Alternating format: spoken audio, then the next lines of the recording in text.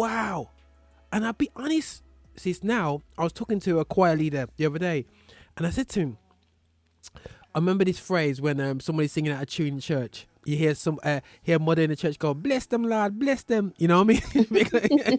You know, like, it's getting to a stage now where you have to put that as a sample and just press play every time you hear worship, because worship as well, which is great, something you raised about the whole worship singing element is great, yeah? But I think that as a community, we've pushed away what everybody loves about us and gravitated to something where everyone's now left, you know. So now we've forced ourselves to sing in one tone, don't know how to get alto, don't know how to get harmonies, yeah. And then you have to, but when you look around in the other areas now, everyone else can do that now, and we go back to our churches on a Sunday, and it's like, hold on, like, you're singing out, bro, that's not tenor. You're seeing 4 people on stage, and you're hearing a tone. You go, what's going on? Yeah, it's extraordinary, really. That it's gospel music and gospel singing. That's that root of soul, which is what it is the benchmark. You know, it doesn't matter whether you have The Voice or Britain's Got Talent. You know, the singers that come through are the ones that have that assailing, great big voice that is fundamentally really a gospel styled voice. And the groups that do well that come from that as well. I mean, you know, whether you're black or a white person, you know, having that sound makes all the difference to how making people feel, because it's a fundamental sound of the human soul that comes out of an expression of man's need. And I think when what we've done in a main way is not actually really valuing the real sounds of what we have. And everybody's looking for those sounds. Everybody wants that feel, that vibe, that drive, that energy that comes from groups and solo singers and from the music itself. And the root of it, for me anyway, out of my own experience of listening and being involved in the music scene and with British gospel, is that is fundamentally found with the music that comes out of the Black church experience. And I'm not saying that it hasn't found anywhere else, but in the bulk of it, when you look across the world, when you look across the sound even of African gospel music, American gospel music, it's of the Caribbean gospel music, it's those sounds and that feel that we bring as a people that actually speaks to the world, to humanity. I'm not saying that you don't get it out of opera. I'm not saying that you don't get it out of gospel forms of music, but there is just something very fundamental, and it speaks to every generation. So you can go into a school, you know, because that's one of the great things that's happened over the past, say, 25 years, is that when I first started out to sing, when many of us in that second generation, of the first set of children, let's put it well, first batch of children that came to this country of the Windrush, when we went to school, there was no reference point to anything that we did as in our own time. And speaking of our music, what did you do at the weekend? It was something to tell your school friends that you went to church. I mean, what was that? you know, you sing in a gospel choir. What was that? But nowadays, if you say that to most school children, they know what you mean. And some of them may have been able to sing a Kurt Franklin song or an Andre Krat song, or even if we talk about John Fisher and his We Sing You Sing work that he's done for the past how many years. You know, you've got a generation that have grown up, you know, with what Karen Gibson has done.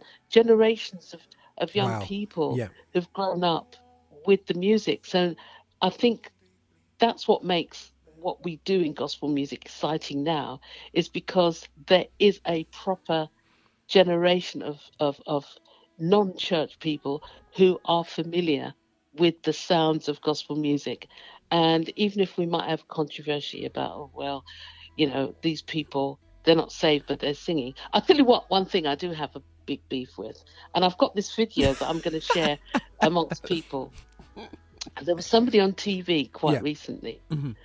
I can't remember the name of the program right now, but it's kind of like that program where it's about 100 people singing, and then this person has to sing, and then they have to vote for them. I think it's 100 people that votes for them. And there's this guy on there who says he's a gospel music director. And I watched the clip and I saved it. I actually saved the clip. I have to say that, Roger, I was really pained about it. I'm actually trying to deal with it right now, because I think if we don't say who has the right to say that they are a gospel music, I mean, that phrase is so important. If I'm a gospel music director, it involves not just the music itself. To me, it involves who you are. Yeah, 100%. As a life, as a person, and as your faith. Yeah. So, should anybody be able to say that I'm a gospel music director just because they've learned, to mimic, and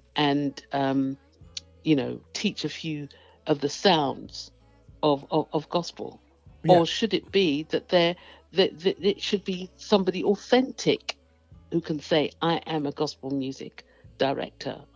I don't know. I'm struggling with that. I don't think anybody should be able to say this is who they are in our art form, because it as much as it's in there in the entertainment world, to me it still has its sacred root, and so I think that we have to really think about whether or not anybody should be able to call themselves a gospel music director. I 100% agree with you. I think that, it's key. Like, I run a Christian football team, and there's times where there's barely no Christian footballers on my team, but the construct and the head of the team is a Christian team, which allows the team to actually still function in a correct manner, and understand the rules and regulation of within that environment and whatsoever. It's not necessarily mean everybody has to be a Christian, and I feel that we have misunderstood, for me, the power of the choir as in part of an outreach and evangelistic tool for people. And now the joke is on us now, Juliet, because we look on TV now, got all these choir competitions, and we look back, all I used to see as a kid is every church had a choir. And they have TV now, choir competitions, and you look back, and when they brought together that choir for the celebration of Trevor Prince's life, and I usually take the mick out of choirs because I call them karaoke machines, but when I heard them at that time, I thought, you know what, if you're gonna do that, do it like that. It was absolute proper, and I'm thinking, I get it. I remember it, and I totally agree with this, and I think that there's gonna be times where we have to stand up and stand, and I think there's too many do-gooders as well. In me, too many do-gooders. Too many, no, it's a do-gooders. Yeah, they they can't say you can't say that, if you know what I'm saying. Like, you know what you just said about that guy. Send me the video, and I guarantee you, if you say that now, there's gonna be people that will be saying, "Gee, you can't say that because," and I think that, you know what, we can say it. And something that's what I'm passionate about. The Lift Show is about, people like ourselves talking on the show. I've spoke to Wisdom from Green Jade, and his issues with, not issues, but the lack of interaction that he's had with the young rappers coming through now. You know what I mean? You would think that anybody who's got any common sense about them, they do their research. You know what I mean? Where's this thing coming from? Let me learn from what the elders gone through.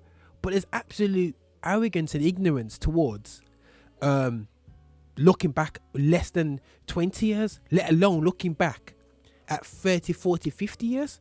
So for me, we've got to make a stand, man. You know what I mean? And actually say, this is how we feel. No disrespect, but this is how